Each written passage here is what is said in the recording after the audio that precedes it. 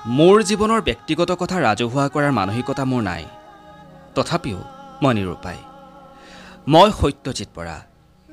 বিজুমণিৰ profile ফটোখনত থকা মানুহজন ময়েই। সেই মানুহজনীৰ সৈতে মই এক সম্পৰ্ক কৰিছিলোঁ 2018 চনত। সেইবোৰ কি ষড়যন্ত্ৰ আছিল বিশেষ নকওঁ। পাৰিলে মই টকাৰে জাক দিব লাগে। নিদিলে কি নাটক কৰে সেয়া তেওঁলোকৰ ঘৰৰ মানুহক সুধিব, মই নকওঁ। ছোৱালীজনী জন্মৰ পিছত মই ৰাতি ডিউটিৰ পৰা আহি অন্য ব্যক্তিৰ সৈতে কথা পাতি থকা অৱস্থাত ধৰা পেলাওঁ। 3 মহীয়া ছোৱালীজনীৰ মুখলৈ চাই আৰু তেওঁ এবাৰ চান্স বিচৰাৰ বাবে 2 দিনমানৰ বাবে মাকৰ ঘৰলৈ পঠিয়াওঁ। সেয়া মই আজি পৰ্যন্ত কাকো নজনালোঁ কি কাৰণে কিয় তাই মাকৰ ঘৰলৈ গৈছিল। হয়নে নহয় তেওঁক সুধিব। কেৱল সেয়াই নহয়, মোক ফাঁকি দি ক'ৰবালৈ যায় ছোৱালীজনীক মই ফোনত নাপাওঁ।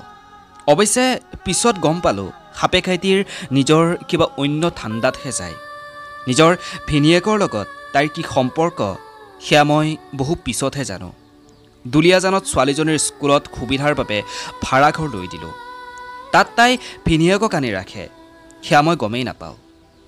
সুবিধা হ'ব বুলি স্কুটি এখন লৈ দিলোঁ। পিছে তেওঁ কাৰোবাৰ গাড়ীতহে অহা যোৱা কৰে। মোক নজনোৱাকৈ ঘৰ খালী কৰিলে। ভাড়া দিবলৈ ফোন কৰোঁতেহে মই জানো যে তেওঁ ঘৰ খালী কৰিছে, অথচ মই গমেই নাপাওঁ। এইবোৰ কথা জনাৰ পিছত মই কি তেওঁক মোৰ মূৰৰ ওপৰত লৈ নাচিব লাগিছিল? মোৰ ছোৱালীজনীক বিভিন্ন কামত জখলা হিচাপে ব্যৱহাৰ কৰি আছে। আজি 2 বছৰৰ পৰা তেওঁৰ সৈতে মোৰ কোনো সম্পৰ্ক নাই। বৰ্তমান লখিমপুৰ কোৰ্টত ডিভোৰ্চ কেছ চলি আছে। আপোনালোকে যিটো কৈ আছে আইনৰ ব্যৱস্থা, সেয়া ইতিমধ্যে মই কৰিছোঁ। তেওঁ মোৰ ওপৰত হোৱাই নোহোৱাই অযথা কিছুমান আৰোপ লগাইছে। প্ৰিয় বন্ধু, এই লিখনিটো আছিল সত্যজিৎ বৰাৰ। আপোনালোকে সকলোৱে গম পায় জনপ্ৰিয় ইউটিউবাৰ কুহিৰ পৰকীয়া প্ৰেমিক হ'ল সত্যজিৎ বৰা। সত্যজিৎ বৰাৰ আছে নিজৰ পত্নী সন্তান। নিজৰ পত্নী সন্তান থকাৰ পিছতো সত্যজিৎ বৰাই জনপ্ৰিয় ইউটিউবাৰ কুহিৰ লগত আছে প্ৰেমৰ সম্পৰ্কত। জনামতে তেওঁলোকে মনে মনে গৈ কোৰ্ট মেৰেজো কৰিছে। ইতিমধ্যে বহুকেইটা কল ৰেকৰ্ডিং ভাইৰেল হৈ পৰিছে। সেই কল ৰেকৰ্ডিংকেইটাত গম পোৱা গৈছে যে কুহি আৰু সত্যজিতৰ প্ৰেমৰ কথা। তাৰ পাছতে বহুতে সত্যজিতকে দোষাৰোপ কৰিছে। আচলতে নিজৰ পত্নী সন্তান থকাৰ পিছতো কেনেকৈ সত্যজিৎ বৰাৰ দৰে এজন ব্যক্তিয়ে, অসম আৰক্ষীৰ এটা সুন্দৰ পদত থকা এজন ব্যক্তিয়ে, শিক্ষিত এজন ব্যক্তিয়ে এনেধৰণৰ কাম কৰিব পাৰে, এনেধৰণে পৰকীয়া প্ৰেমত লিপ্ত হ'ব পাৰে।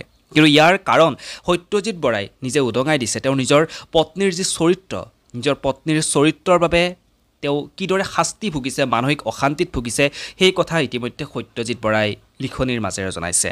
বাকী এই ঘটনাটোৱে পিছলৈ কি ৰূপ লয় সেয়া আপোনালোকে নিশ্চয় জানিব পাৰিব। আশা কৰিছোঁ এনেবোৰ ঘটনা আমাৰ সমাজখনত আৰু নহওক, কেতিয়াও এখন তাল অকলে নাবাজে। আপোনালোকে ইমান দিনে কুহিৰ কল ৰেকৰ্ডিংবোৰ শুনিছিল, সত্যজিৎ বৰাৰ পত্নী বিজুমণি বৰাৰ কল ৰেকৰ্ডিংবোৰ আপোনালোকে শুনিছিল। কিন্তু তাৰ আঁৰতো আছিল কিন্তু এনেকুৱা আন বহুতো কাৰণ, যিবোৰ কথা সত্যজিৎ বৰাই এই লিখনিটোত লিখি উলিয়াইছে। বাকী লিখনিটো শুনি আপোনালোকে কেনেকুৱা পালে, আপোনালোকৰ মতামতসমূহ জনাবৰ কাৰণে একেবাৰে নাপাহৰিব। আপোনালোকৰ মতামতৰ কাৰণে মই অপেক্ষা কৰিম। আৰু এই ভিডিঅ'টোৰ পৰা ইমানতে বিদায় লৈছোঁ, পুনৰ লগ পাম। ধন্যবাদ।